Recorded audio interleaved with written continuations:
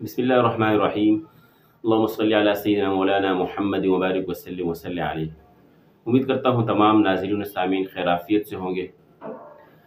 دو احباب سوال کرتے ہیں کہ ہم نے لہجہ سیکھنا ہے اور ہم نے کافی کوشش کی ہے لیکن ہمیں لہجہ سمجھ میں نہیں آ رہا ہے اور ہم پڑھ نہیں سکتے ہیں، تو کچھ ضروری گزارشات ہیں جو ہم نے تجربے میں لے کر آئی ہیں ساری چیزیں۔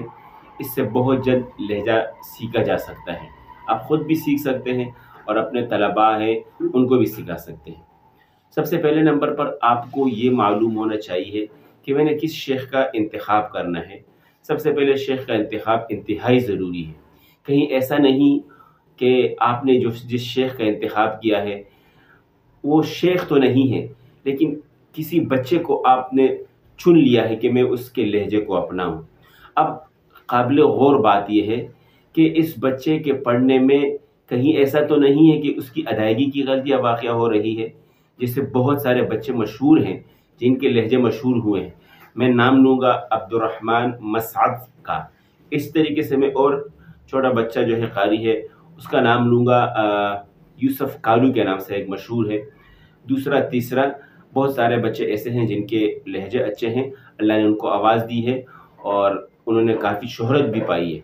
لیکن ہم نے جس شیخ کا انتخاب کرنا ہے وہ ایسا ہو کہ اس کی گرفت ادائیگی پر مضبوط سے مضبوط تر ہو، جن کا میں نام یہاں ذکر کروں گا۔ سب سے پہلے نمبر پر باری آتی ہے شیخ صدیق المنشاوی رحمہ اللہ کی۔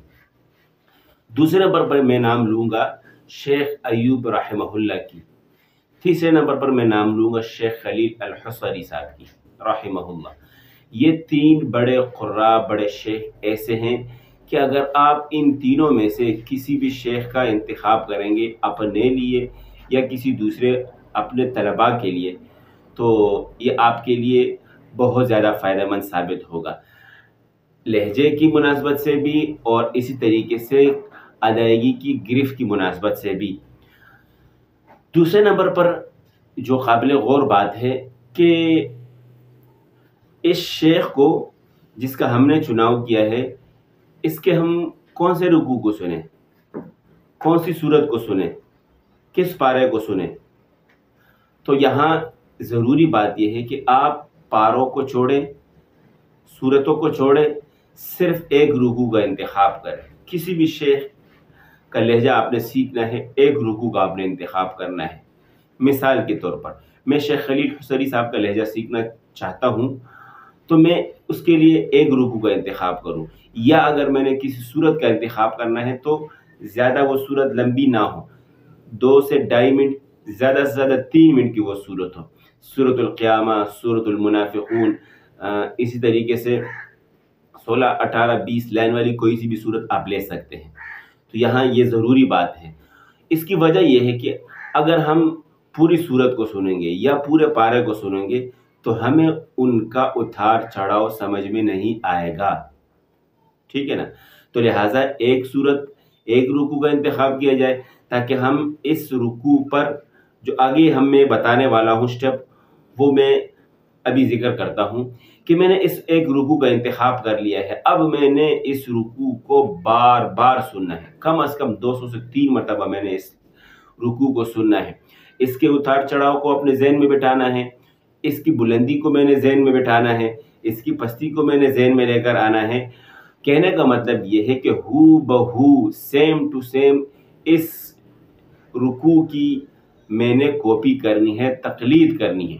یہ نہ ہو کہ میں نے 15 سے 20 مرتبہ سنا اور اب میں پڑھنے لگا ہوں، یار مجھے تو لہجہ پڑھنا نہیں آتا ہے، تو اس سے نہیں بنے گا آپ کا لہجہ۔ آپ کو کم از کم 200 سے 300 مرتبہ سننا ہوگا اس لہجے کو۔ ہاں 20-25 مرتبہ سن لینے کے بعد آپ بالکل اس کے ساتھ پڑھ سکتے ہیں، آپ اس کے ساتھ پڑھ سکتے ہیں۔ 15 مرتبہ آپ نے سن لیا، 20 بار آپ نے سن لیا، اب اس کے بعد آہستہ آہستہ پڑھیں۔ پہلی آیت لیں، دوسری آیت لیں، پھر سنیں یہاں پر اس طرح اتار چڑھاؤ کس طریقے سے کیا تھا، یہاں انہوں نے آواز اٹھائی تھی، یہاں پس لے کر آئی تھی۔ اب یہ چیز آپ نے اس پر پوری طریقے سے گرفت کر لینی ہے۔ جب آپ کی گرفت اس پر مضبوط ہو جائے اس رکوع پر تو اب اس پورے رکوع کو آپ نے پڑھنا ہے، ٹھیک ہے؟ اگر آپ بچوں کو سکھا رہے ہیں تو یہاں آپ نے جب بچوں کو کم از کم 60-70 مرتبہ 100 کے قریب آپ نے بچوں کو سماعت کروا لی ہے، اب آہستہ آہستہ ان بچوں کو مطالعے پر لے کر آئیں۔ اگر آپ کے پاس ٹائم زیادہ ہے، جیسے کہ ان دنوں ٹائم زیادہ ہوتا ہے، دن لمبے ہیں، تو ایک مرتبہ ان کو مطالعہ آپ ادائیگی میں سنیں، دوسری مرتبہ بچوں کو یہاں بٹھائیں اور MP3 وغیرہ سسٹم لگا کے دیں۔ اب یہ انہوں نے مطالعہ سنا لیا ہے ادائیگی میں، اب آئیں گے لہجے کی طرف، اس کو سنتے رہیں گے، اب سنتے رہیں گے، اب یہاں بٹھا کر آپ نے بتانا ہے کہ اب آپ نے اس کو پڑھنا ہے، اسی لہجے میں وہ پڑھے گا، مطالعہ سنائے گا آپ کو آہستہ آہستہ کر کے، 1 دن 2 دن 3 دن 4 دن آہستہ آہستہ اس کی زبان پر آتا رہے گا۔ ساتھ ساتھ آپ اس کو بھی دیتے رہیں، خود آپ پڑھتے رہیں وہ پڑھتے رہے، خود آپ پڑھتے رہیں وہ پڑھتا رہے۔ آپ نے دیکھا ہوگا کہ پرانے جو اساتذہ تھے وہ بچوں کو مطالعہ کروایا کرتے تھے، یہ نہیں کہ ہاں بچے آپ پڑھے، مطالعہ کرواتے تھے، جو استاذ کا لہجہ تھا، اس کی ادائیگی تھی، وہ بچے کے اندر منتقل ہو جاتی تھی۔ یہاں ہم کیا غلطی کرتے ہیں؟ ہمیں زحمت ہی نہیں ہوتی ہے، ہم کہتے ہیں کہ بھائی کون کرے گا اتنے سارے بچوں کو مطالعہ، میرے پاس تو ٹائم نہیں ہے۔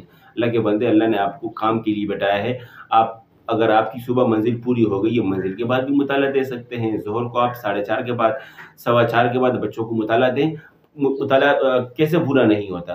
ہم پورا کرتے ہیں الحمدللہ۔ تو آپ بھی اس طریقے سے بچوں کو مطالعہ خود کروائیں، اسی لہجے میں کروائیں جو آپ نے لہجہ سکھانا ہے۔ اچھا، ایک اور بات، جس وقت آپ نے بچوں کو بٹھایا ہوا ہے اور وہ سن رہے ہیں تو آپ اس وقت MP3 بند کر دیں، ایک آیت پڑھ لینے کے بعد یا ایک وقف کر لینے کے بعد آپ بچوں سے کہیں، یہ کافی عرصے بعد کی بات کر رہا ہوں، شروع میں نہیں، پھر وہ آپ شیخ چپ ہوگا، اس کے بعد پھر بچے پڑھیں گے، پھر یہاں MP3 لگائیں، پھر بچے سنیں گے، پھر آپ بند کریں، پھر بچے سنیں گے، اس طریقے سے آہستہ آہستہ ان کی زبان پر وہ لہجہ آتا رہے گا آتا رہے گا۔ اب بچوں نے لہجہ سیکھ لیا ہے تھوڑا سا، اب مطالعے میں بھی یہ لہجہ آ گیا ہے، اب اگلی باری آتی ہے سبق کی۔ جو میرا نیا تجربہ ہے اور میں نے بڑوں سے اس کو لیا ہے، اکثر یہی دیکھنے میں آیا ہے کہ اساتذہ ادائیگی میں سبق سنتے ہیں، میں خود ویڈیوز میں بتاتا ہوا آ رہا ہوں، کافی ویڈیوز میں نے بتایا بھی ہے، لیکن اب یہ ہے کہ اپنے ان بچوں کو بتا دینا ہے کہ بھائی میں صبح سبق آپ کا مطالعہ جو سبق ہے وہ لہجے میں سنوں گا، تو آپ سبق بھی لہجے میں سنیں، سبکی بھی لہجے میں سنیں، منزل بھی اسی لہجے میں سنیں، پھر آپ دیکھیں کہ بچے کتنا جلد اس لہجے کو اپناتے ہیں۔ ایک لہجہ سیکھ لیا، اب دوسرے لہجے کی طرف ہو بہو آپ نے سیم اسی طریقے سے کام کرنا ہے۔ اب یہاں جو اہم بات ہے کہ جو نیا لہجہ ہے اس کو آپ سبق میں لے لیں، اور 7 اسباق اگر آپ سنتے ہیں اس میں لے لیں، اور نیا جو پرانا لہجہ ہے آپ اس کو سبکی اور منزل میں چلاتے رہیں، دوسرا لہجہ، تیسرا لہجہ، چوتھا، پانچواں۔ اور میں ہمیشہ یہ بات کرتا ہوں کہ بچے کے لیے پہلا لہجہ سیکھنا مشکل ہوتا ہے، دوسرا، تیسرا، چوتھا، پانچواں لہجہ بچے کے لیے بالکل ایزی ہو جاتا ہے۔ اچھا، ایک اور بات جو مجھے بڑوں سے ملی ہے وہ یہ ہے کہ ایک وقت میں آپ 2 سے 3 لہجے بھی لگا سکتے ہیں، لیکن یہ میں سمجھتا ہوں کہ تھوڑے سے وقفے کے بعد آپ لگائیں۔ جب بچوں نے 1-2 لہجے سیکھ لیے ہیں اس کے بعد آپ 2 لہجے لگائیں، 3 زیادہ نہیں، 2-3 کافی ہیں۔ ایک ہی وقت میں ایک لہجہ 10 منٹ لگا لیا، دوسرا 15 منٹ لگا لیا۔ اب آگے جو بات ہے وہ بھی انتہائی ضروری ہے، وہ یہ ہے کہ بچوں نے اب تقلید کرنا سیکھ لیا ہے، لہجہ پڑھنا سیکھ گیا ہے، اب بچوں کو آپ عادی بنائیں اس بات کا کہ وہ اپنا لہجہ پڑھیں، ٹھیک ہے نا؟ اب وہ لہجہ سیکھ لیا، ترنم سیکھ لیا ہے، نہاوند کا ترنم، بیات کا، حجاز کا سیکھ لیا ہے، اب بچے سے کہیں کہ بیٹا آپ اپنے انداز میں پڑھیں، اب اس سے جو یہ لہجہ پیدا ہوگا یہ اصل ہوگا۔ آپ کتنے سارے شیوخ کو سنتے ہیں، وہ شیوخ، اب مثال کے طور پر میں مشق میں مثال دوں گا، شیخ شہات رحمہ اللہ اپنا پڑھتے ہیں، شیخ مصطفیٰ اسماعیل نہاون یا کوئی بھی لہجہ اپنا انداز ہے ان کا، شیخ عبدالباسط عبدالصمد رحمہ اللہ کا اپنا انداز ہے، ٹھیک ہے نا؟ اس طریقے سے شیخ عمران صاحب کا رحمہ اللہ اپنا انداز ہے، شیخ رفعت صاحب کا اپنا انداز ہے۔ اسی طریقے سے اگر حیدر کی طرف آتے ہیں تو اگر ایک شاگرد نے اپنے استاد سے پڑھا ہے تو بالکل آخر تک وہ اپنے استاد کی ہو تقلید نہیں کرتا ہے، شروع میں تقلید کرتا ہے، پھر وہ اپنے لیے اس کا اپنا ایک لہجہ تیار ہو جاتا ہے، اور اللہ اس کے اندر وہ صلاحیت پیدا کر دیتے ہیں کہ وہ خود پھر دوسرے آنے والے لوگوں کے لیے ایک راہ اختیار کر لیتا ہے، لوگ اس کو پھر تقلید کرنا شروع کر لیتے ہیں۔ تو یہ اہم باتیں تھی لہجہ سکھانے سے متعلق، اور کافی عرصے سے میرے ذہن میں تھی۔ تو جو بھی ساتھی سنیں اس ویڈیو کو اور دیکھیں، اپنے دوستوں کے ساتھ شیئر بھی کریں، اور مجھے کمنٹ میں ضرور بتائیں کہ آپ کو اس سے فائدہ ہوا ہے کہ نہیں ہے، ساتھ میں جو ہے لائک بھی کر دیا کریں تاکہ مجھے موٹیویشن ملتی رہے۔ اسی کے ساتھ میں اجازت چاہتا ہوں، اپنا خیال رکھیے گا، اللہ